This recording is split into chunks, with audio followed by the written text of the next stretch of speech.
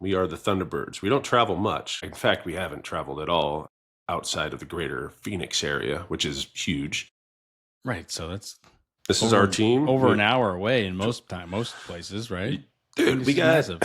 Yeah, our last tournament was about an hour away. And then the next tournament, which we have this weekend, is like an hour 15 away. And I have to juggle quite a bit because we also do Little League. And 4 of my starting pitchers pitched last night, which, In one game? no, they're all on different teams. Yeah, we're all on Must have different been teams. a blowout. Yeah, right. By the other team, 4 of them, 4 of us Right. went in. Jeez. Right. I need to get some new pitchers, man. So, we got this tournament, which is guaranteed 3 games over the weekend, but it could be 5, I guess, at the end of it. And I am going to just be aware of the pitches they threw and how I can use them, because we're going to need pitching for sure. But this weekend's going to be interesting. Okay. So you got a chance to do something great if the pitchers are on? Well, I have a chance to, I guess, probably see other pitchers, usually guys that don't pitch on our club team. They're probably going to have to throw a few innings here. Okay. We're going to rely pretty heavily on the 4 guys right now I know that can throw. And so they'll be, 65 to 70 pitches, hopefully. But I think we start off playing the number 1 team in the state as far as our, and, Okay. we're How big are how old are the kids? 12-year-old? 12 and 11. Right? Yeah, 12U. How's the you got any homers this year? That's like the first time I hit a homer. You got some good shots from some guys in the squad? Yeah, man. 2 guys have 2 bombs, and a couple of other guys have come very close. It's kind of, really, it's fun to see them. Kids Absolutely. go nuts, and then their next at bat is just like, home run hitter. It's fun for them for sure. Absolutely, man. I got my first homer when I was 11 years old. It was like it was like more of a line drive. I didn't expect it to go out, and then it went over. Then it just carried over the fence, and I was like, "Oh my god, there it is! I finally did it." Not what I was expecting, but I'll take it. That's Little League.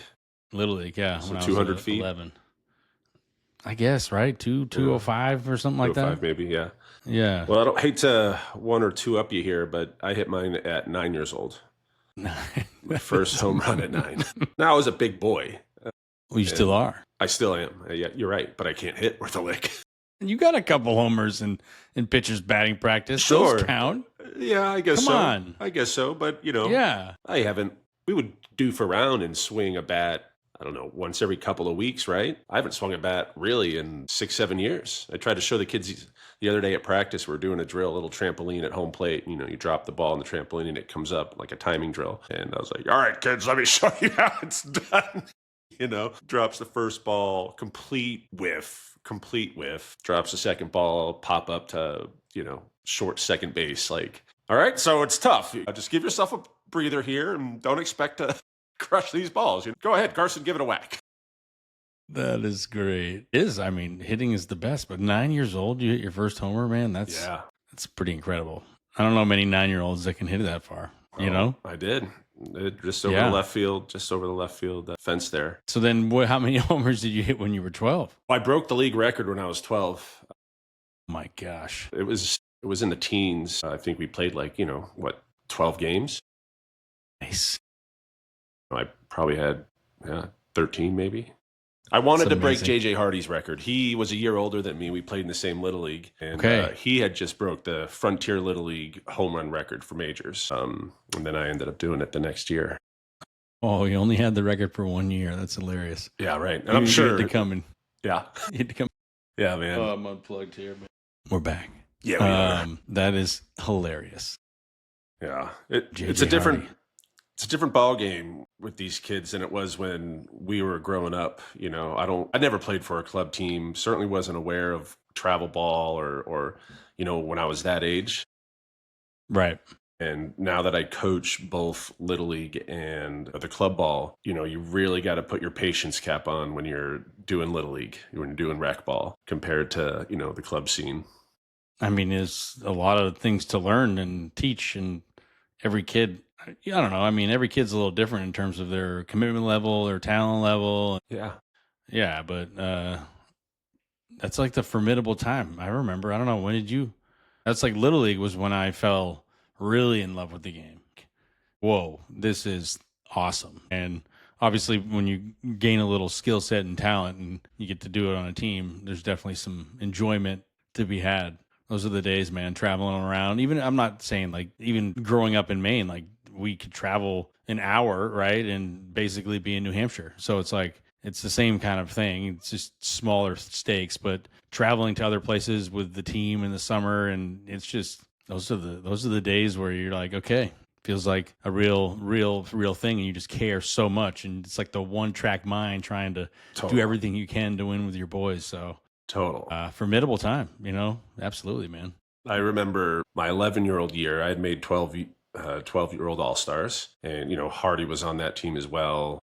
A handful of other kids, really good. And we had all actually had played together in winter ball, so everyone knew each other. So that year, 11-year-old year, we were playing for district champions to go to state. And this is in Tucson. State was in like Cottonwood, Arizona, so a little bit north, cooler weather. Handful of lakes around, and we were talking about, what we're going to do when we get up there. And I ended up pitching the last game. Like, it was an 11-inning game. I threw like the last 5 innings, got the out. And I remember like dropping to my knees and like rolling on my back and like arms in the air, eyes are closed. And I think it was my second baseman, Ricky Valdez. This is the first one on me. And he jumps on me, straddles me. He's like grabbing my arms and, like, "We're going fishing, Tommy. We're going fishing." That was more exciting, going fishing together as a group, as a team, and actually winning. I mean, it's definitely both, but it wasn't, "Yeah, we're champions." It was, "We're going fishing." It's like, "Yeah, I can't wait to go fishing." My gosh, but the good old days. Yeah, man.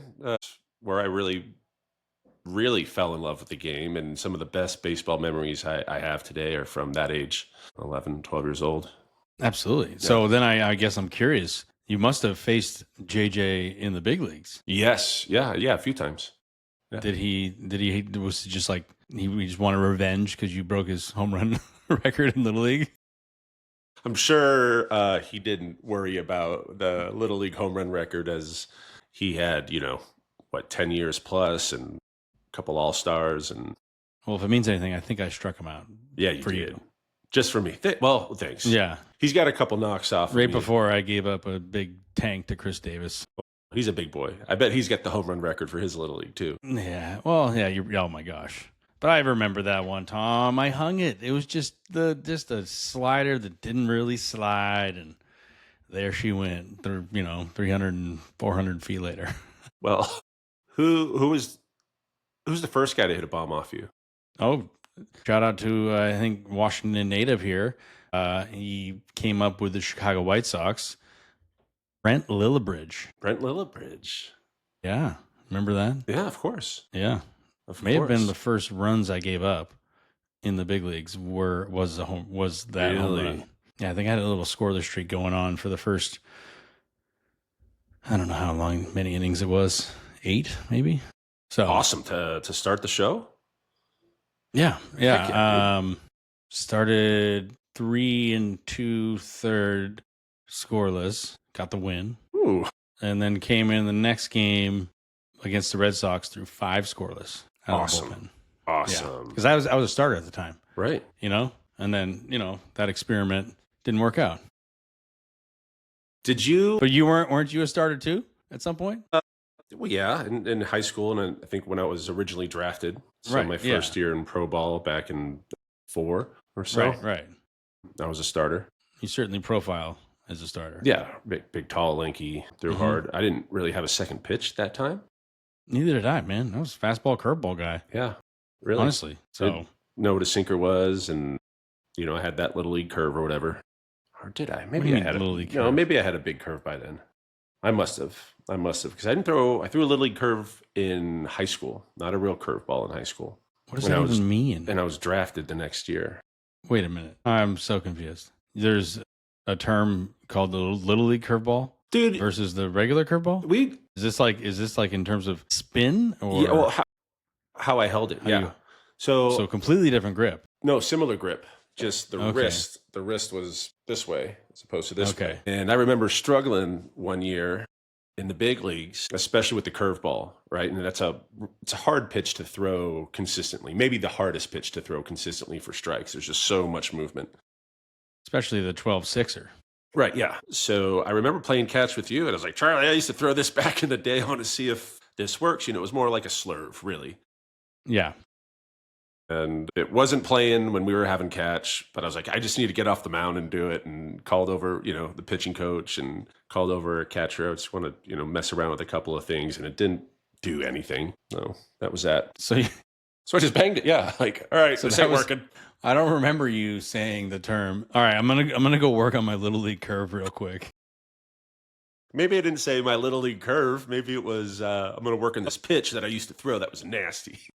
Oh, okay. Going back to the days, I get it. Okay, fair enough. Trying to figure out, the extremes of a curveball, right? I mean, that happens in pitching. It's like do something extreme so you get back on track, right? If you're out of whack, try to do something complete opposite so that you end up back in the middle, So I see where you're going there. I'm going to go back to my roots where the curveball all started. Yeah. Maybe somehow, some way, it will be just as nasty as I remember striking out that 12-year-old kid. It will be, It will be. Or even in high school. I threw that sucker in high school. And in Little League, all I had was a fastball. My dad wouldn't let me throw a curveball until, I hit puberty. Well, that's why, you're a perfect example then. You are free of Tommy John and free of forearm injury, like in terms of seriousness, correct? Yeah. I my arm rarely hurt. Well, just think about that right there. That is, as somebody who had full-fledged Tommy John and was throwing curveballs at a young age, that's something to take into consideration at some point, right? I think there is maybe outliers where people can get away with it. I obviously got away with it and to a certain point and was able to recover due to modern medicine, but certainly that I would imagine that probably protected the long-term health of your arm even to this day. Yeah, maybe, but I think a big part of that is, I didn't throw a baseball for 6 years in between. Right. So yeah, by the time I started throwing again, my body was fully developed and my muscles and tendons and everything, yada yada. Gotcha. So I wasn't twisting any balls or throwing constantly for like 6 years. Yeah. So no, not at all. I'm willing to bet that probably has a big play in it overthrowing a curveball at 12. Well, yeah. I would imagine that is certainly part of it, but it is interesting though. Like if there are people that didn't have a curveball in Little League and then didn't end up hurting their elbow. I'm not sure if elbow, shoulder, but just arm injury in general. I just wonder if there is, I know that when you're not fully developed physically, it's a lot harder to do it consistently. And that's kind of the issue, right? Is throwing the pitch when you're fully developed, you can kind of figure out when you're out of whack and get back to the place where you can throw the pitch consistently so you can throw it for strikes. That's like a huge part of it, right? Being consistent with your delivery, consistent with everything. So, everything kind of mimics everything off the fastball and how you throw, but it can be really difficult if you're out of whack and only put your arm in more compromising situations or positions, if you will, from a health perspective. Yeah. And I think too, when you're throwing a curveball at, I'm all over this youth baseball scene, right? So I see a lot of 10, 11, 12-year-olds pitch, and there are a lot that are throwing curveballs. A few a game, I guess, for the right built kid, I can maybe see, but when it's like 20 curveballs a game, and if that's happening every time they're pitching over the course of those years where their body's still growing, and the next summer maybe they have a growth spurt and they 3-4 inches taller, and mechanics look funny during that stage because they're growing into their body, so your release point's going to be different, and I totally. I remember. Even to this day, it's like I didn't have like big enough hands to throw the baseball when I was younger. I used to throw the 3-finger fastball until my hands got big enough and I could use 2 fingers there. Yeah. It's just it is fascinating.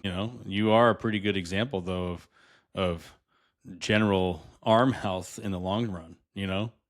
Yeah. aside from a few nicks and bumps, but no anchors in the shoulder or no cuts in the elbow, right? No, no, not at all. No, I think I was on, the DL once, maybe twice, thinking maybe the second time it was my back. I was gonna say you used to have those back just lock up, be like, I'm stuck, dude. I'm stuck. I'm stuck. It I happened. can't move. Yeah, like 2 or 3 days, just completely out.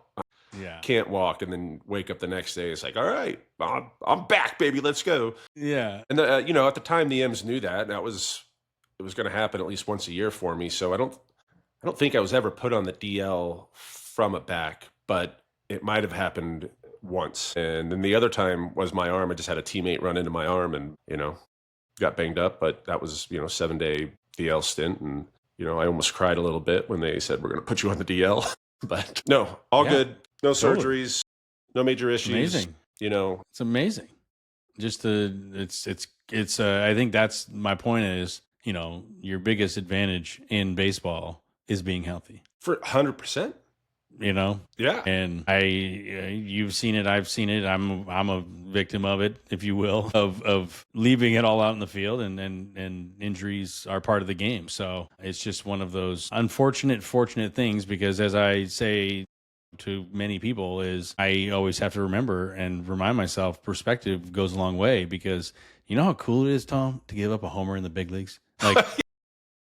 It's even if it's a walk-off homer, you have to remember, this is one of the coolest things I can do. And it's like, what a great job, what a great experience. And then, being able to take it on the chin and show up the next day with a smile on your face, and it's unaffecting. So I think there's something that is so amazing that you can learn so much from these failures, but remind yourself that you're in a very, very unique, cool situation, and you better enjoy it, because you have no idea how long it's going to last. Absolutely. And sometimes, you can take it for granted, and you kind of forget how amazing it is to put on a big league uniform and step on the field and compete with and against the very best in the world. And, you're one of them. You get up there, you are one of those guys. Totally. And you have to, bring your skill set to the table and show that you're just as good as anyone else. And, that's the one thing, as I know we navigated in our own careers, is how do you figure out how to stay there? And a lot of that goes on between the ears, and your own self-confidence, and because everyone knows everything, right? It's there's the scouting reports, there's everything. I got all the information, so do they have everything that we have. And it's just at some point, once you step between the lines, it just goes back to competing. You just got to go back and get it done and execute, and not worry about anything but getting the job done. So it's a wild life, man. It is. I kind of want to talk about home runs. Yeah. Did you see a homeboy make his debut for the Braves, and first pitch of the game he throws, they're playing the Nationals, hits a bomb? First pitch in the big leagues. Talk about welcome to the show, man. Right. Welcome to the show. Well, that's a good moment. That's a good transition then. Welcome. What is your welcome to the show moment? Right. I mean, rewind into your career. I feel like welcome to the show moments. It's got to happen in the first game, first day, first week. There's got to be something that happens that you're just like, holy shit, I'm in the show.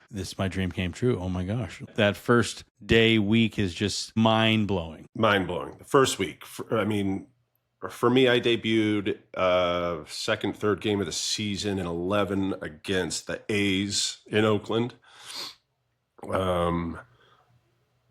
I remember warming up and holy cow, am I really going to go to a big league game right now? And then sure enough, it's my inning. And I just remember huffing and puffing and so nervous, so scared, so excited. Then we got to Seattle, an opening day in Seattle, and we've talked about that before. But that was, I think, when it really hit me, this is going to be home. This is my team. We're finally here in Seattle. The opening day ceremonies was nuts. Red carpet, that's welcome to the show. Holy cow. Man, welcome to the show is just, amazing. Do you think, do you have your first pitch ball in the big leagues or first out? You have your Yeah. first pitch ball? Yeah. I think I have first pitch. I know I certainly have first strikeout. Yeah. I Do you do have anything? not. No, I do Okay. not. I remember getting an out, and I think Sean Figgins was playing third base. Milton Bradley caught it was Coco Crisp, first batter. He, 3-0, and then I think I get to 3-1, and then he pops up. The incredible catch was made. He had to run a lot, Milton Bradley, and he threw it into Figgy, and he looks at me. He's like, you want to keep this ball or should I throw it in? And I was just like, I don't know, just give me the ball. And then I just kept pitching with it, and then a foul ball. I ended up striking the last guy out, David DeJesus. It was a 1-2-3 inning, but I don't think I have that ball either, actually. Okay. That's okay. I mean, it's fine. You collected a handful of other memorable games, but yeah. For sure. Yeah. It's certainly, I think that's what you've seen over the course of the years with the authentication of things and how many balls are now switched out after every use. I think there used to be a little more leeway in terms of, that ball didn't touch the ground. Yeah, we're going to give it right back to the pitcher. We're not going to give you a new ball, right? I think nowadays they're definitely going through a lot of baseballs. Yeah. And rightfully so, to keep it fair. If there's scuffs, if there's things where pitchers can take advantage of scuffs on baseballs, then yeah, maybe that's not the most fair thing to do, but yeah, I remember, that's where my first game was just I didn't realize that my first game was going to prep me for other moments in my career because one, I had never pitched out of the bullpen. I'd been a starter my entire minor league career. So I came up, filled in for the long man. And normally, from what I had heard, Jim Leland was pretty good about bringing rookies up and bringing them right in right away. But I didn't pitch for the first two games. So like you, and you're pitching in your third game, or third game is when you make your debut, as do I in my third game or third day in the big leagues. And Phil Koch is starting that game, and he ends up twisting his ankle on like a swinging bunt.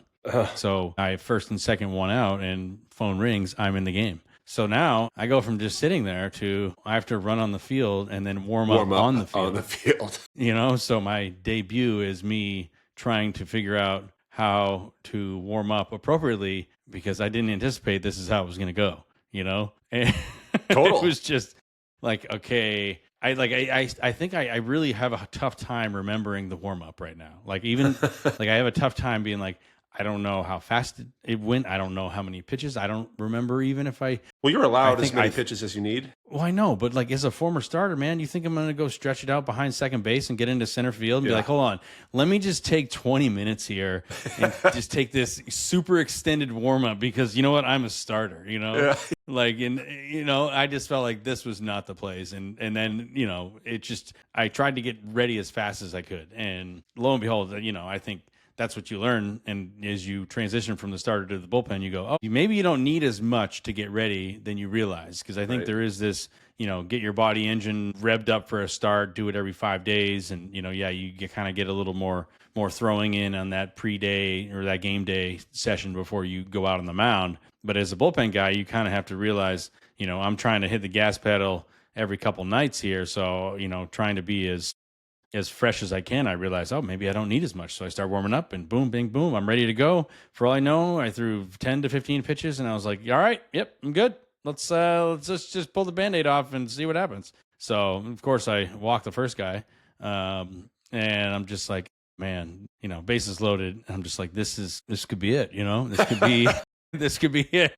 I really thought for a moment there that this could be all right. Well, I'm gonna go get sent down to Toledo and we'll try again. Maybe this just wasn't my time. But I, you got to bear down sometimes, and you gotta dig deep and figure it out. So I dug deep and struck out the next two guys. So got out of the bases loaded jam. Let's go. Then, like I said, threw 3 more scoreless innings, and we came back, got the win. Let's and go. It's like my welcome to the big leagues. Oh my God, I'm in the big leagues moment is, game ends. I get into the clubhouse and I'm at my locker and I'm just looking at my locker. And before I know it, there's just champagne bottles and beer. Everything's just like sprayed. I'm just getting dumped at my locker. Fun. I'm like, this is what has happened. And everyone's just so congratulatory and just such a great memory inside that Detroit clubhouse with so many great teammates. I could list them all, but go look up the 2011 roster. Just some great Hall of Famers at the end of the day. So total. It just, what a unique experience. And I was like, I can't believe this is happening. This is the greatest thing in the world. Like, holy. And then I go to the field the next day, and there's a giant bottle of Dom Perignon, courtesy of Justin Verlander. So shout out to you, JV. Appreciate that, man. Nice. But yeah, it was just like unbelievable, man. And I think that first week when you get in the big leagues is just such a cool memory that you take in, and you hear that from veteran to rookie, right? Is, hey, take it all in, man. Take it all in. This is going to be, one of the greatest things that's ever going to happen to you. You got to enjoy it. So it's always something that I think you got to remind yourself. And you play a lot of games, and it can be, draining in so many ways. But remember, we're still that 12-year-old kid out there just having fun because you're playing a game. It should be fun, man. But absolutely. Anyways, and it should be. Are we supposed to do something? I guess we're supposed to do a podcast, aren't we, this week? Is that why we hopped on? I don't know. I just like seeing 30 minutes later, we were our weekly catch up. I guess we'll start the show, right? All right, man. Well, here we go. Yeah. All right. Well, see, that's what happens. So that's you get us going. It's amazing. Anyways, welcome to another edition. I'm just kidding. Welcome to another edition of the Late Innings Show. We are your hosts. I am Charlie Furbush, and I got Tom Wilhelmsen with me. Hello. Just another great day as we embark on this journey. This is going to be a great weekly podcast packed with the best stories, some Mariner highlights, and we'll be laughing and giggling along the way as we do. Yeah, we want you to hit us up on the socials and on the YouTubes, on the podcast page. Go hit us up, subscribe. We're going to be dropping clips every week. Hit us up at the Late Innings Show. You'll see us everywhere. We're going to pump some fuel into this and see where we can take it, man. But this is going to be fun. We're going to talk with people each week, and we're going to have fun, man. I mean, what are we going to do? We're going to have fun. I'm going to keep saying it. We're going to have fun, because you're going to have fun. It's all about fun, man. That's it. You got to keep it loose. Life's too short not to have fun. Shout out to the Zurich Classic going on, TPC Louisiana, if you can see the cup there. Okay. Yep, down in New Orleans. Had a chance to play that course. Fantastic team event going on. But yeah, shout out. It's happening. You ever been to Louisiana? I've been to Louisiana, sure, a few times, but not to golf. Yeah. Not saying I wouldn't, but yeah. I'd say New Orleans there is no city in the country like New Orleans. For sure. That's what's so cool about the whole state of Louisiana, really. There's a lot of Louisiana that I'm like, wow, what an amazing, unique place. Kind of a melting pot, for cultures and ethnicity. The food is fantastic. Yeah. Great. Oh my gosh. The people are fantastic. Some great friends still live down there. As I went to LSU, so ended up connecting with a bunch of Louisiana people. My travels have brought me all over the country, but now I'm in Seattle. It's just where I want to be. That's definitely one of the funner things to do, or that baseball allows you to do, especially as you get older and into pro ball, is travel around the country and experience the culture. And we are obviously one country, but it's just so unique from this coast to that coast, to the Midwest, to the South, to the Rockies. Well, then I want to know, run me through all your minor league stops. Where'd you stop? Where are your teams? Home team, we're the Beloit, Wisconsin. We're the Beloit Snappers. Let's go. That's where won the Midwest League when I got drafted in Beloit. Yeah, really? Yeah. All right, cool. What year was that? Go. 2007. Okay. And that's where, is that the dog food town? No, the dog food town is Clinton, which I was at too. Yeah. Maybe it was Clinton. I can't remember if it was Beloit or Clinton. One of those two, man. Well, remember the dog food town? That's what I'll remember, is like the smell of Purina. Yeah, never throughout the whole town for sure. There's a time for like a week where all these mayflies, I think is what they're called, but they're just flying around. I mean, billions of these insects just everywhere. You can't walk down a street without getting hit by 12 of them. So pitching in it was awful as well. But then like within a week, they all die. and you're What? just like, all I could think about is a scene in Indiana Jones where they're like going into a cave and they're just stepping on not fortune cookies, but insects. That's what it felt like for a week or so there in the dog food town. Gosh, no, I just had to look it up real quick because I got to know, who did we play? Okay, we beat Beloit. How about And that? you were Clinton? No, we were West Michigan. I was in Grand Rapids. Okay. Grand Rapids, which was fantastic. That was my second stop after being down in Florida in the Florida, or what is it, like the summer league, down there. I was down there before I went to West Michigan. Okay. Yeah, that's pretty hilarious, man. That's another thing. Like, our paths crossed in other ways. We left our energy behind. Yeah. Well, I guess I was in Beloit in 2004. Okay. And then I stopped playing in 5 or halfway through 4. And then when I got back in with the M's in 2010, I went to Everett. So first taste of shout out to the Aqua Sox. Yeah, heck yeah. And that is what league is that? That's now high A. That's high A as opposed to rookie ball. It was it used to be short season. Short season, that's right. Yep. And then after a few, travels there, I think I went to Tri-Cities and maybe somewhere in Oregon. Wasn't very long, and then I went back to the Midwest League and was a Clinton Lumberjack for the remainder of the year, and then was in the big leagues the next year. So my minor league travels were relatively limited compared to some. Nonetheless, those smaller towns are fun. Yeah, it's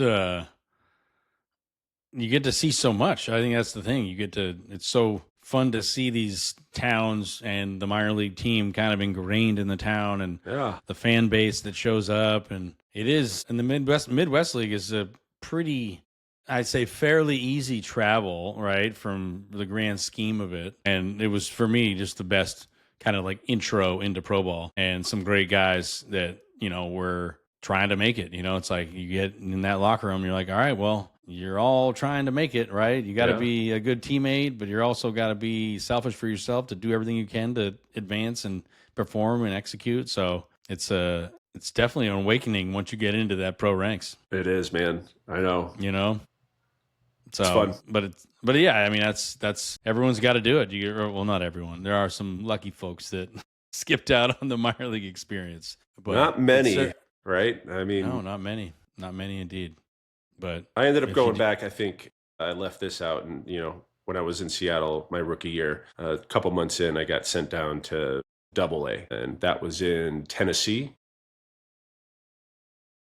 Jackson, Tennessee. Yep. Right. So that got me to, like Chattanooga, which I thought was a pretty fun, sneaky, awesome town. Was that your first time in Tennessee? Was my first time in Tennessee. Yeah. Nice. Yeah. Yeah. And went to Mobile, and I had been to New Orleans before, and Mobile, reminded me a little bit of New Orleans on a much smaller scale. But yeah. It's good, I think I've been to a casino in Mobile, Alabama. Sure. Yeah. On the riverboat, maybe? Maybe, yeah. I think, yeah. What was your game? Like, I'm not much of a gambler. I don't remember going to too many casinos. I mean, obviously we had before. But blackjack, I guess, is what I would play, but I'm not very great at blackjack. I feel like a dumbass when I hit when I wasn't supposed to hit because the guy behind me needed that card, and now it's my fault that he lost the money. It's like, dude, you're gambling, man. Yeah, it's totally. I mean, well, blackjack can be really fun with a great group of people, right? And I think if everyone's on the same page or a bunch of friends at a table and you're all playing the same way, I think it can be, really a fun time, because that's all they're saying is like, play by the book. But it's like, it's gambling. You can take a chance. If you're feeling something, then if it doesn't work out, well, that's called gambling. You know what I mean? Yeah, I played by the book, it didn't work out, and I left the card for the dealer type thing. You could draw it up so many different ways. But yes, I do play blackjack. I've dabbled in craps, but I'm not really a craps player. I'm just like, all right, well, what's everyone else doing? All right, we're doing it. Yeah. But I've only played a couple times. I don't mind throwing some money down on red or black on the roulette table just to double up. Like $100. Here we go. Put it on red. Boom. Here we go. Doubled up. Yeah. Like, so yeah, but it's like, I don't not a big gambler. Maybe every now and again you catch me throwing in a 7 or 8 team parlay. At the sports book, being like, all right, yeah, I'm gonna try and just get 8 games right and throw 100 bucks at it, right? So yeah, I don't know why. For whatever reason, that just feels so much more fun to me than just betting on one game. I'm like, what if I get them all right in one night? The payout's pretty large.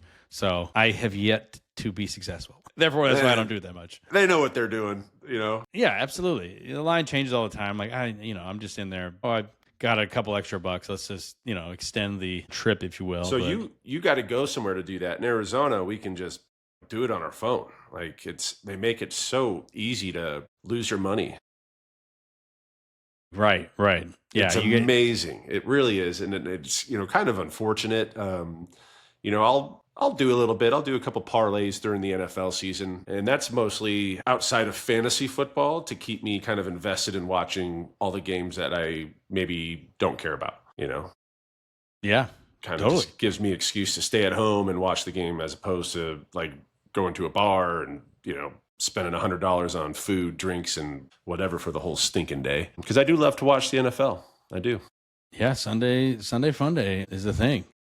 And I would say growing up on the East Coast, and that's just something you just don't know until you get to the West Coast. But like 1:00 starts for all the football games in the afternoon, and the night games at 8. It's just like it is so different where it just starts at 10 a.m. on the West Coast.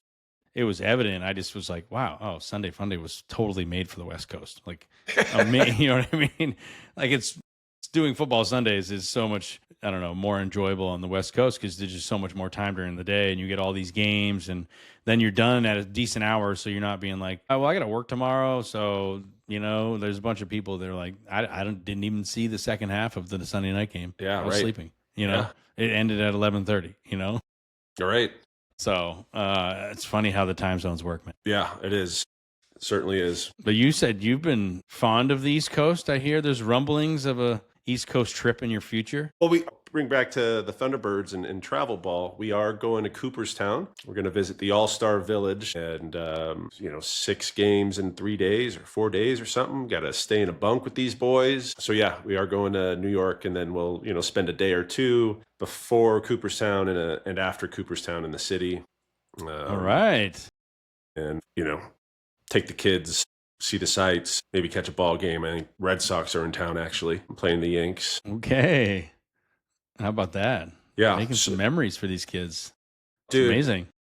It is amazing. And you hear it's like $25,000 to get into this thing. And we're like, holy smokes. So the amount of fundraising, shout out to Crystal Bills. Thank you for organizing it all. So much fundraising we did this year, from car washes to handing out water bottles at the Open, which was nuts, right? The Waste Management Open out here. Yeah.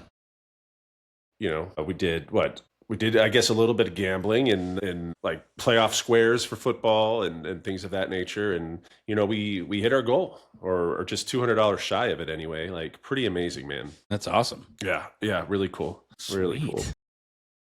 That's and I'm sure almost all of them have probably never been to the East Coast, let alone the big city of New York. Yeah, no kidding. I know it's the first time you see the city. It's just like, holy cow! Right? Punches you in the face, man. You're on a plane, and if you're lucky enough to have, the window seat, which I would never like, right? I'm big, tall, lanky. I need the aisle every time. But when you just see the skyline, it's like bonkers. But also, seeing it on the ground too for the first time, just knowing how big it is and how far you got to walk to get outside of the concrete jungle, man. So yeah. It's big, it's fun. Huge.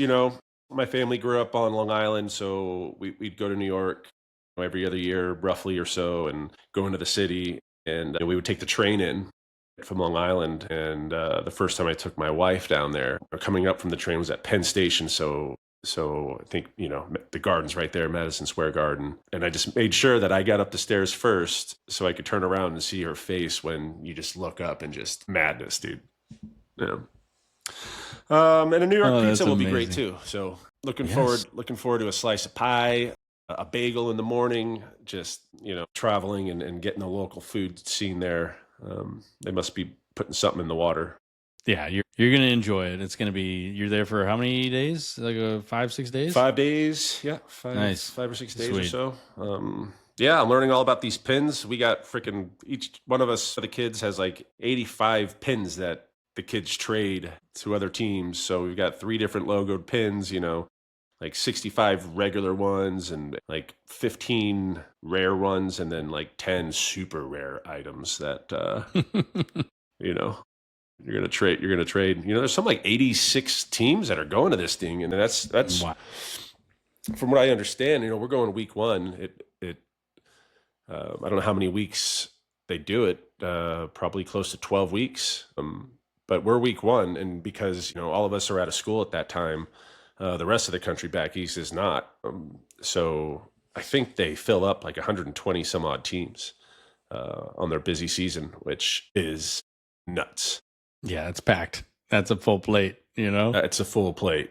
That's a full plate. I'm sure that area does what Oneonta, I think, is the town that it is. I'm sure that place does. The hospitality scene there is probably pretty busy. Indeed. Have you been to the hall before? Yeah. When I was about this age, when I was about 12, we were and that's the last time you were there? Yeah.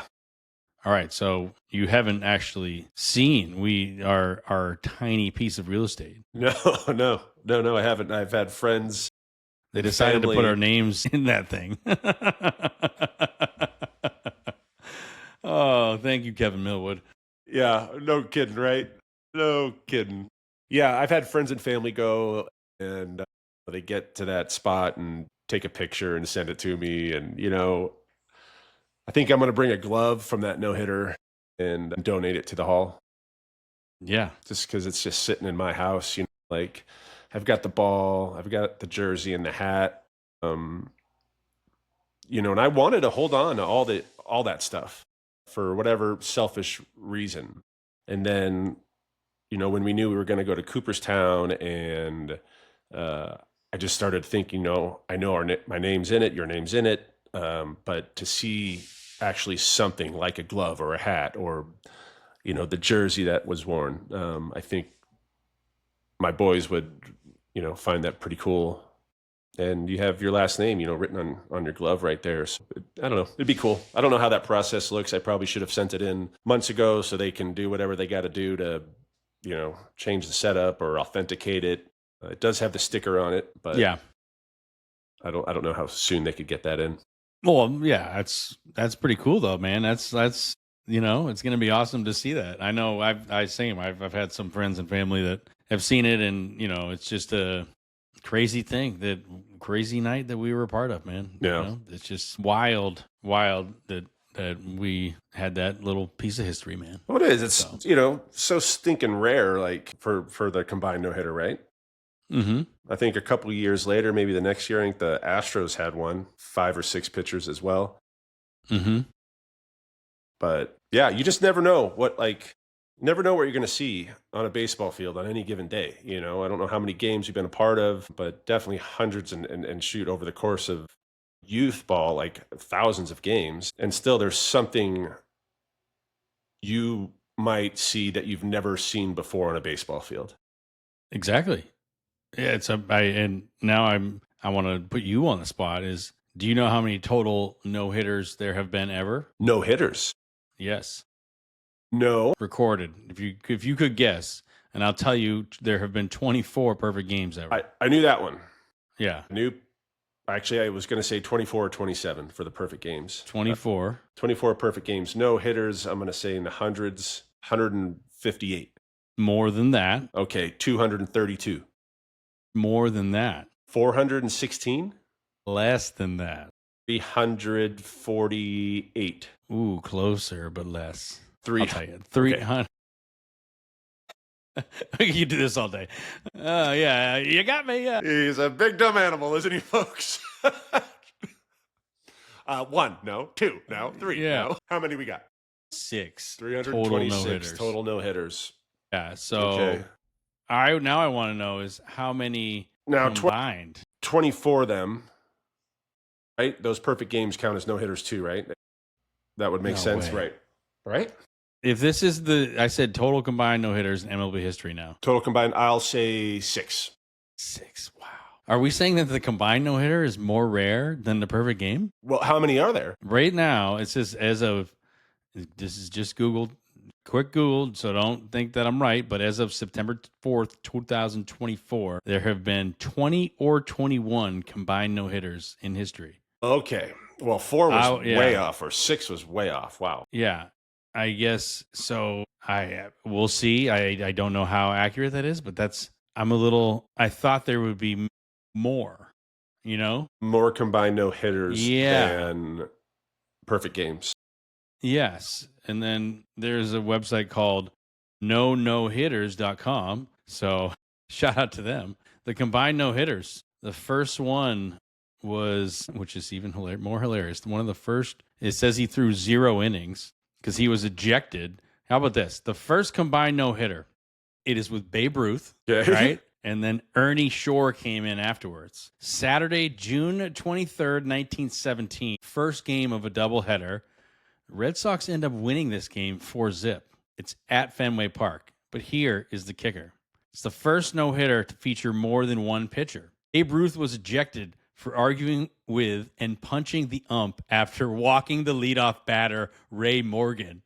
Ernie Shore was called in, and Morgan was thrown out trying to steal second. Shore then retired the next 26 batters for the imperfect game. Wow. How about that, dude? Ruth was ejected for arguing with and punching the ump. Dude, this game's gotten so soft. Isn't that incredible? That's outstanding. Okay. So now we got to scroll down. Where are we, Tom? We are our group of Kevin Millwood, me, Stephen Pryor, Lucas Licky, Brandon League, and yourself. We are the 10th combined no-hitter in history. Oh, wow. So yes.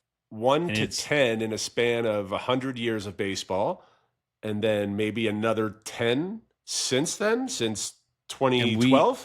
So we are tied with the Astros for the most pitchers used in a combined no-hitter. Okay, so they had 6 the next year, right? No. 13 or 14? So in 2003, Astros had a 6-pitcher no-hitter, which included Roy Oswalt for 1 inning, then Peter Monroe, Kirk Saarloos, Brad Lidge, Octavio Dotel, and then Billy Wagner. Yeah, wow. Brad Lidge, Dotel, and Wagner back there? Yeah. So, holy. Yeah, most of them are 4-2. I see. Yeah, 4-2. There's a 5-1 most recently in 2022. But yeah, how about that? I'm shocked. I mean, I guess I'm not shocked when you actually look at the history of the game because the starting pitcher was going to throw 150, 60 pitches, whatever. Right. So I guess it's a little different, the starter's better at 120 pitches than bringing the bullpen guy in mentality back in the day. You know what I mean? Right. But I didn't know that. How about that? I'm a little astonished. I just, for whatever reason, thought that there'd be more combined no-hitters of the no-hitters themselves. But now I'm learning that there are 21 combined no-hitters, let's say, and there are less of those than perfect games. What? That's kind of mind-blowing, dude. That's fun. Really cool. Wow. Really cool. Holy crap, man. Where does is Galarraga in on that? In what? Right? Tigers almost had that. I'm blanking on the name here. Armando Galarraga? Yeah. I mean, he's the one that got screwed. That got hosed there, right? With Jim Joyce. And Jim Joyce just duffed that call. But man, is there an asterisk? Because there should be, right? I think they petitioned for it and it got denied. And I know, right? I just by the same guy that didn't vote Ichi into the Hall of Fame. What? I don't know. Is that Jim Joyce? No. They petitioned to make it a perfect game, is what I understand. And you said that it didn't go through. It didn't go through. From what you're right. And I'm just saying, how does that not go through?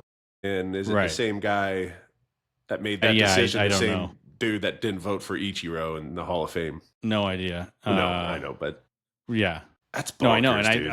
it's just more. Well, it was obvious, and it's shout out to Galarraga. He handled it so well. He did, and and Jim Joyce was totally upset. I think everyone was. It's just unfortunate, but yeah, it would be nice, right? Be like this happened. There's no doubt about it. Even without instant replay, you can go watch the play. He was out. Yeah, he was. Way to get over, like, pitcher. The game is over right at that moment. Yeah, it's a crazy thing, but that's where, you get now into instant replay, you get into the now ABS. I mean, it's amazing, where it is now just to get the call right, because that's one of the moments that will go down in MLB history of being like, wait a minute, how did this happen? Wait a minute, this happened. So now, looking back on it, you're going to go, okay, well, I think that's a big reason why now we have instant replay. Now we have all these advancements in technology and using them to our advantage to ultimately get the call right. It's not to make the umpire look bad. It's like they do a great job of getting the call right predominantly most of the time. So it's one of those things where it just, as a former Tiger and watching that and coming and just being like, oh, he deserves it. He deserves the perfect game and the recognition, even if it's, later and whatnot. But yeah, I agree, man. Yeah. Oh, but speaking of getting the calls right, Logan Gilbert caught a ball, right? In his shirt. Oh my gosh. Like, how scary is that, first of all? 100 off the bat, right at you. No, wow. Thank you. Yes. No, thank you. What a weird. Speaking of things you've never seen before. Never seen it, yeah. Yeah, just somehow in the movement and the timing of it all, founded the inside of his jersey. And then he was bleeding from his wrist, I was doing the post-game show on the radio for that game, so I was really just trying to take it all in, but I had kept telling the people in the booth there, between Rick and Gary and Shannon, and being a pitcher, you're at the hottest corner on the field. Like, the ball is going to get to you the fastest because you're the closest to the plate. Everyone else, even if, third base, first base would be arguably the other two people that are the closest, you have the least amount of time to react, and you're not getting ready to field your position. You're just throwing a pitch. So it's really hard to max effort a pitch from that and get into an athletic position and then field a 108-mile-an-hour pitch. It's at that point, you just don't have any time to physically react. So I'm just so happy that he's okay, because that could have been those are really, really dangerous stuff. So the fact that he was able to bear down and throw 4 innings and really give the team a chance, and that's when they ended up walking off in the end due to a Naylor single, which was just huge. It was just huge. So it's like exactly what the team needed. But yeah, we've had some comebackers in our day. I even got hit. I got hit in the jaw back in the minors, dude. Speaking of Grand Rapids back in the day, I remember getting hit in the jaw. Stayed in the game. How about that? Let's go. Yeah, you know why? Because it barely hit me. Well, that's like this guy too, right? I think that ball barely hit him, but it got him, and it's a badass picture. But yeah, it wasn't like I got hit in the jaw. I remember throwing a pitch, and the ball came back at me, and I used to fall off to the third base side, and I went to go back and glove hand react, and I went to go catch it, and the ball hadn't got to me yet, so it was like a changeup. Yeah, I got deked out, and depth perception. I went to catch it, and I hit that spinner, but it was right at me, and it wasn't hit hard, but my thing was off, and I completely whiffed, and it just hit me right in the jaw, and I was like, oh man, and I was like, don't touch it, don't touch it, don't touch it, and I'm like, you can just move my left or right. I'm like, there's like this giant, I could feel it. I'm like, there's like a golf ball coming out of my shin, but I somehow finished the last guy. I had one more hitter, got out of it. Yeah, but that was they're right back at you, man. It's so scary, and you're just trying to get out of the way and not be in harm's way, and that's the nature of a pitcher is that's part of the game. Unfortunate is comebackers. So that's where it's just really nice that he was able to stay in the game and salvage it all. And I feel okay. He's definitely sore, but I think he'll be able to bounce back from this, hopefully without any sort of issue. Yeah, or miss a start or something. Have you ever been hit? Any comebackers back at you? Oh, for sure. Any specific ones that ring a bell or go, ow, that still hurts? So I would fall off again, first base side. And, that's why, pitchers don't wear cups, right? Usually we're not in a position to field a ground ball, at least anymore. Maybe back in the day, you saw more pitchers like Tim Wakefield. He always looked like he was ready to do it. Minimal effort, right? But we're falling off. So obviously not wearing a cup, and I don't think most of them do. But I would get hit in the calf, and it was a good spot to get hit, right? Muscle. It was early in the game. This was in Clinton, I guess. And, I was starting at the time, early in the game, got hit. Ouch, that hurt. I went and got the ball, fired at the first. Dude was safe. But it wasn't till like the third inning. Like once I got the third out, sat on the bench, and then when I got up to walk out to the mound, is like, oh my gosh, that is really, really tight. Battled through it. Did another inning, but just got tighter and tighter and tighter. The next day was even worse. I don't think I skipped a start or anything, but no, I've been Nice. lucky enough too. Like there's nothing I could have done about that. Right. Nothing at all. I couldn't move that fast. I have no idea, how fast it was coming off the bat, but definitely the scariest one for me was we were in Houston, and I want to say it was, anyway, lefty, maybe Dexter Fowler, and I threw him a sinker, and he hit it just right back at my chest. I would say over 100 miles an hour. I have no idea, but it was quick, and it just found my glove. Thank God, just found my glove. That had hit me in the chest, man down for a while. Who knows what could happen? Hit me in the face, head. Who knows? And you just poop yourself a little bit. Like, oh my. What just happened? And I tried to pimp it too. I remember it was the third out, so I'm like walking off the mound and look at the ball blow on it. Because it was on fire, but I caught it for the third out. That's how tough I am. Boop, boop, boop, boop, boop. Please don't make me go back out. Oh my gosh. It is. Yeah. Logan Gilbert's closer than just about any one of those pitchers with that stride and release. Like he's that much closer, But, that's comes with the territory. Absolutely. Absolutely. Ultimately, yesterday, Tom, the walk-off win was so big for the Mariners to get some momentum started, because it had, as we've been on teams where it's like when things aren't clicking, you're just trying to get to a point where everyone's clicking on the same level, right? You may have pockets where one thing happens one night, one thing happens another night, and you just can't seemingly bring the recipe together, even though you got all of the ingredients, right? You got all the ingredients to get this done and do something great. But for whatever reason, they're not all heated up at the same temperature quite yet. And it can be a little challenging, but it's so nice to have walk-off wins. As I was sitting in the booth being like, man, walk-off wins can build momentum because everyone's so excited, and not to mention that it happens right when you're going on a road trip. So you have this road trip into an off day. So you're going to have this amazing flight where everyone's going to be happy and everyone's going to be like, it's just going to be such good vibes. So hopefully there's like something cultivated on the flight to St. Louis, and then once they get there, one of the great ballparks, man. One of the great cities to go play against. So teams to go play against. They do it right. Their fans are so fun. Going to seeing the arch in the background. I mean, it's pretty cool. And you don't get as a National League team, it's not one you play all the time. Obviously, back in the day, but now they're playing everyone. So it's nice that you're going to be able to go to these, National League teams more often. But Mariners are in for it, man. You gotta continue to grind, and that's what it's about, right? It's just like continue to show up and have the shortest memory you can have and go out and win a game. That's it. Yep. Short memory on the highs and lows, It's way easier said than done. No doubt. No doubt. And you definitely want to have the highs as long as you can, but you don't want to get too high. Or do you? I don't know. I mean, shoot, man, how else are you going to fall asleep? It's a long season. You're traveling everywhere. Well, that's the thing. And obviously times have continued to evolve and get better in the travel aspect because the Mariners are traveling more than any other team. And I think that's something that can be a challenge to navigate, is making sure that everything's clicking, even though you're traveling that much. So making sure you're doing as much as you can to get as much rest. And, everyone knows that travel can be taxing. It's obviously really, really nice travel. You do a lot of, great hotels and whatnot. Sometimes you got to bring your own pillow. You got to travel with different things. You got to figure out ways to maximize each day and night so you can bring the best version of yourself onto that team. Right? Sure.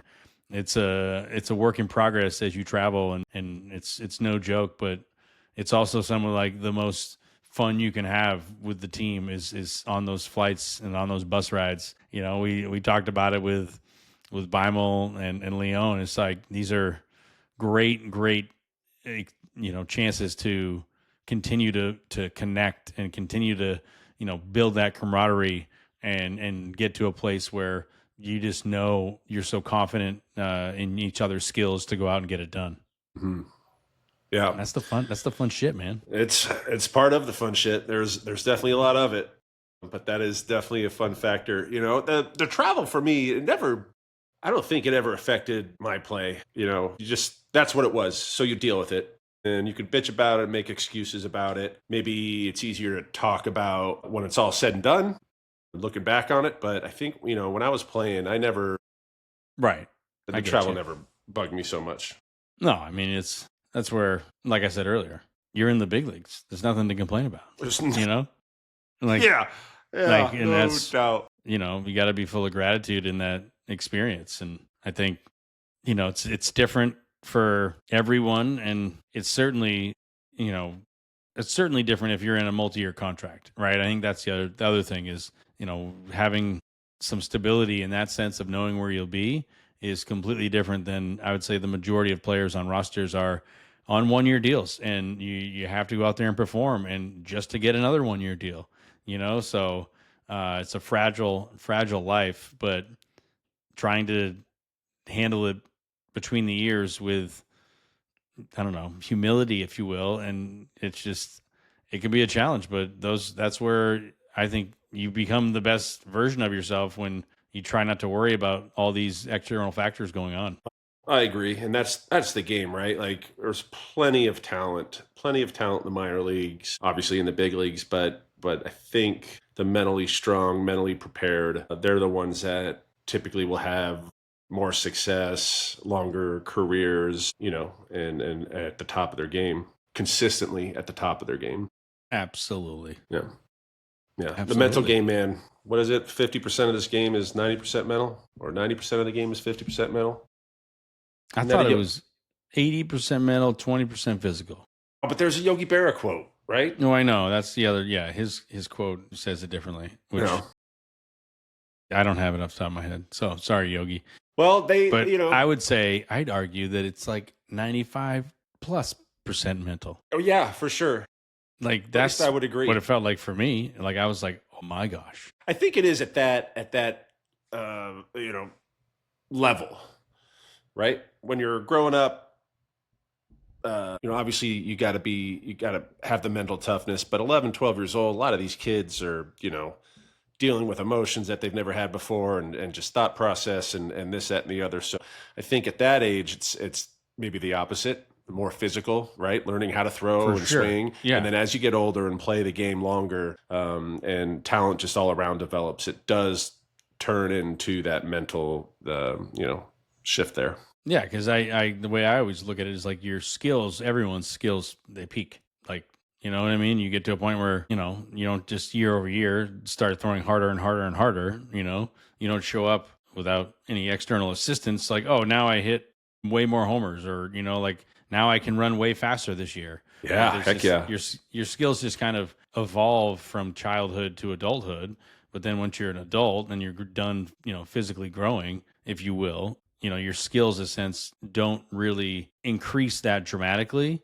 Your execution on your skills increase. Yeah. And I think that your mental capability allows you to execute more consistently, and focusing on that as opposed to the physical stuff is exactly where big leaguers are at. I think, like, they're not, you're just trying to maintain what you have. You're not going out there going, oh yeah, I'm going to throw harder this year. Every pitch is harder. Or everything is looking different. It's just, now it's all mental. It's all like, all right, you've already accomplished the physical side. Now you got to go out and execute. Now you got to go out and have fun and play a game and do the best to try to put yourself and your team in a position to win. So it's so weirdly mental, and you just don't, I think about it until you get, well, you think about it, right? There's definitely, but I don't know, man. It's amazing how your mental game can really allow you to withstand the failure that you're surrounded by on a daily basis, right? Or the opposite,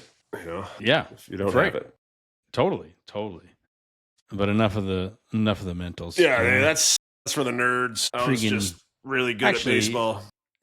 I do like the mental stuff, because I think it is, for sure, it's a huge part. It is fun to like see how we react in certain situations of like, all right, well, what was I thinking in that situation? Did the game speed up? Was it, no, I was good, but I just for whatever reason, my mind wasn't letting me throw consistent strikes. So I was just erratic, and then, replaying all those things in your head after you're done, like, oh, well, I should have done this, or I should have done Yeah. that, or watching videos. And it's just like, it's really exactly, it's like, you can just be just paralysis by analysis, man. And it's just Yeah, like, total. you're like, how the hell did I get here?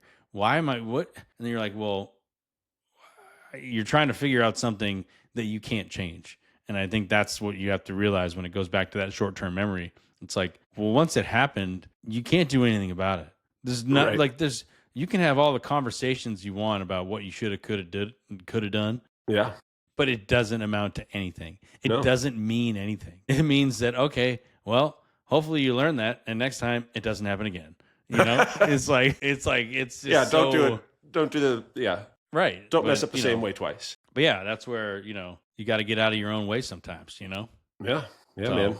But it's a difficult thing when you care and you want to do well and be successful. Sure. And as a reliever, it can be even more detrimental to your mental state, because you feel as if you have this responsibility to, get it done for your team. And when you're a reliever, it's a really tight rope you walk of how successful you have to be in these situations. So, that's where, I'm interested as a closer, man. Like, the last 3 outs they're different.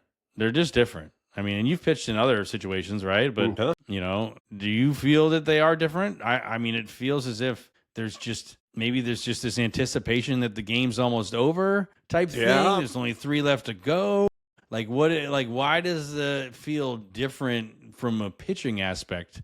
And, because it's a challenging position. And I think that not all relievers, obviously there's stuff involved, like who's actually capable that we'd want to put in a closing position. But there's something about the last 3 outs that seemingly, that's why you play 27. That's why it's always, hey, you're not out of it till it's 27 outs. You can still have 2-out rallies and win the game. Yeah, in the last inning, right? And I think that might be that might be it right there. Why are they so hard? Well, I don't think they're necessarily any harder than the guy coming in the 6th inning in a close ball game, right? Now, if he blows it,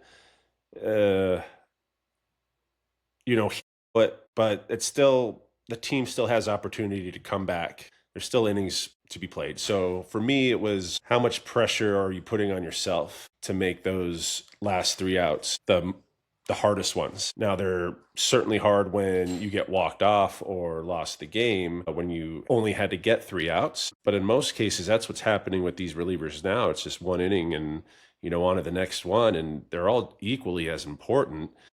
The game is won in the final minutes of a basketball game.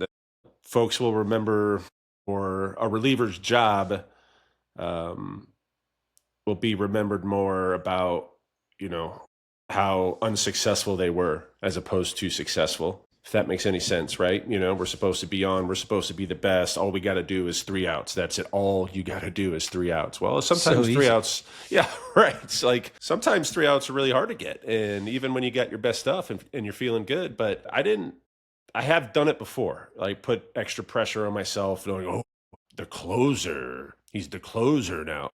Guy's got a name, he's got like a title, but I didn't feel like I was any better or deserving as a pitcher than the rest of my guys in the bullpen. Like, we're all here because we can get outs in the big leagues. Right. Just some are given the opportunity based on profile or stuff, whatever it is. Like, I was a starter. I certainly didn't think I'd be more of a, like, if I went to the bullpen, I would figure I'd be like a long guy, certainly not a closer. Well, I get it, but dude, don't sell yourself short, man. You were chucking upper 90s stuff that came out pretty easy.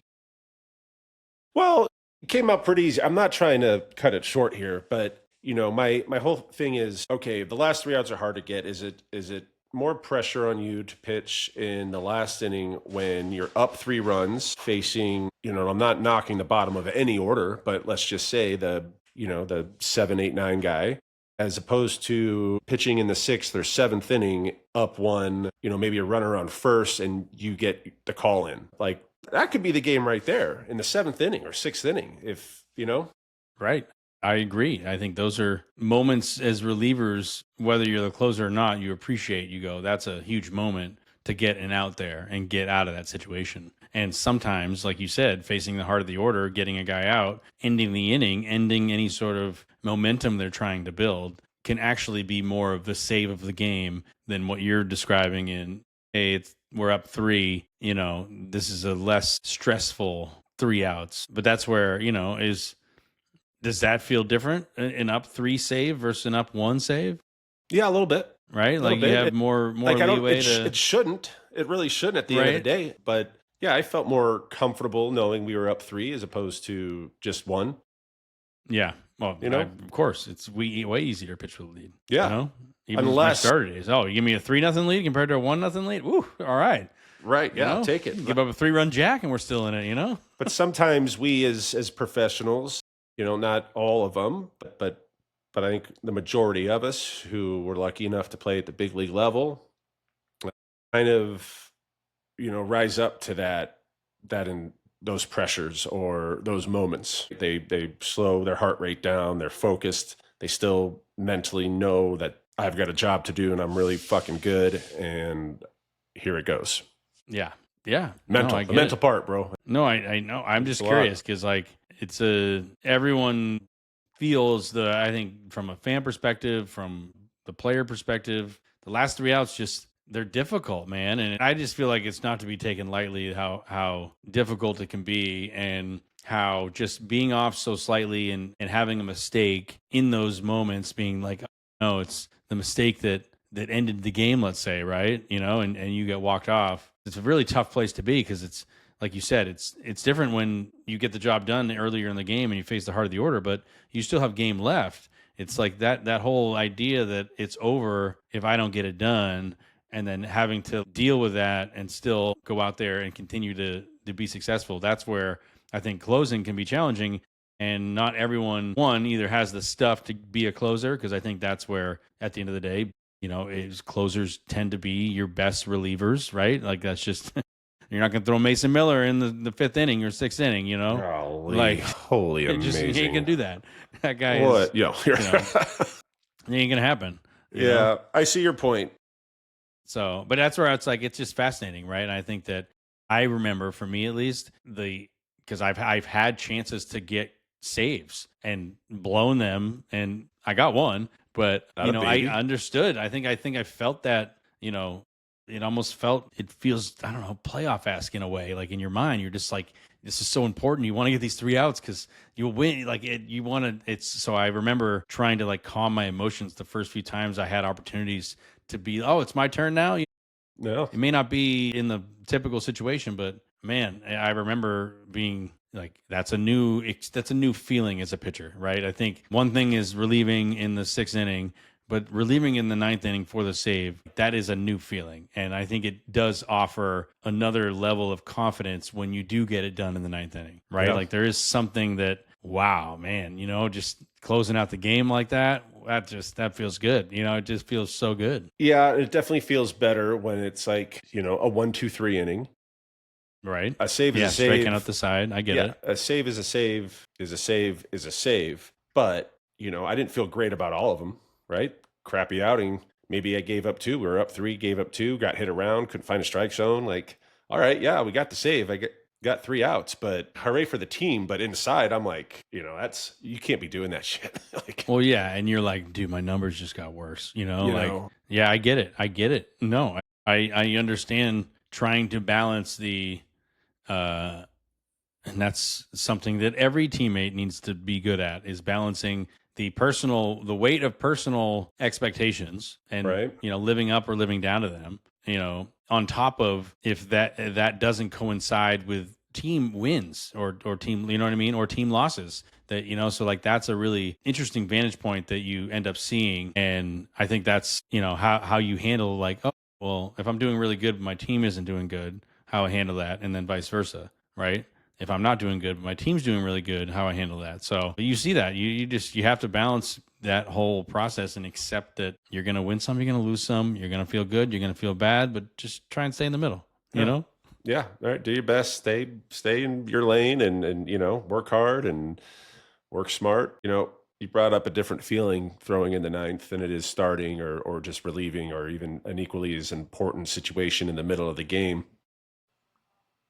Question just kind of popped up. Like, do you think position players, when they get, they're pitching in these blowout games and they're on the mound, it doesn't seem like they're freaking out, right? It seems like they're just laughing and like, yep, all right. Whereas put me at like first base or second base, I think I would be freaking out. Wow. Okay. Like, well, I would feel the same way the position player feels on the mound. Like, your livelihood isn't at stake. This is just fun now, right? Like, it brings out a sense of joy of a kid being like, all right, yeah, it's my turn. I'll throw. I get to pitch. If I got to play first base or the outfield or get in that bat, I would have been like, this is the greatest day of my life. Yeah. Like, because that's where it all started, man. We all grew up, doing it all. You weren't just one way pitcher, right? Yeah. So it brings back that memory of like, yeah, even if I'm not good at it, I still want to try it, Yeah, I never needed an at bat. I'm glad I got one. But I remember talking to this, like you would have loved to have had an at bat. And I remember talking to you, when in our playing days, like I never 4-6 times, dude. Never really needed one. I wanted one so bad. That's like, I mean, aside from playoffs, World Series, team stuff. Yeah. That's the one thing I wish I had was an at-bat. An at-bat. Like, oh, man. Just getting like a chance to, take a swing. What if it was against like Chris Sale? I would have been swinging the whole way. Yeah. Yeah. Cool. Like I would have swung at every pitch. Okay. What if it was against a position player? Then this is like, I'm going to try to hit a tank. Yeah. You know what I mean? Like, if it's against a position player, then yeah, you're giving me the best chance to try and to hit one out. But I mean, it's like shout out to Felix Hernandez, man. He goes into New York, faces Johan Santana, and hits an opposite field tank, ran salami. Like, gosh. What a cool moment. So I always remember talking to him about that. Like, dude, how fun was that, right? That must have been like the most fun moment. He's like, oh yeah, I hit that thing good too. I'm like, yeah, you did? Smoked it off Otaco, dude? That's incredible. Right? Unbelievable. That's a Hall of Fame guy here soon enough. So yeah, no doubt. And that's just another cool thing that happened in Felix's career that I'm envious of. Yeah. And you too. I mean, you had an at bat, so that's anyone that's had an at bat, I'm envious of. Oh yeah, there was some good pitchers, man, that could hit. That's the thing. Yeah, total. There was a bunch of guys that could swing the stick. Sure. Well, we all, we've talked about it before. We all used to hit. That's right. And then they were like, "You're better at pitching. You got to work hard at this and this only." I just hate the shtick that you were going to get hurt. Was that being a position. That's what I was told. It was like, "Oh, you can't be a position player. You're going to get hurt." And I was just like, "Huh? Okay." Well, more likely chance of getting hurt pitching, I would imagine, than like a career-ending injury for sure. Than you do what I mean? Like outfield or first base. Yeah, so especially if you're not diving, right? Yeah. Well, that's how it goes. That's how it goes. Anyways, man. Well, we can keep going, but I think we're gonna settle up the old shop here. Yeah, man. Good one.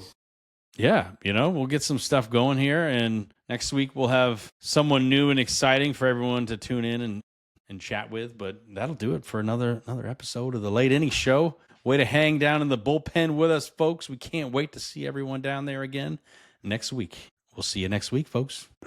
Peace.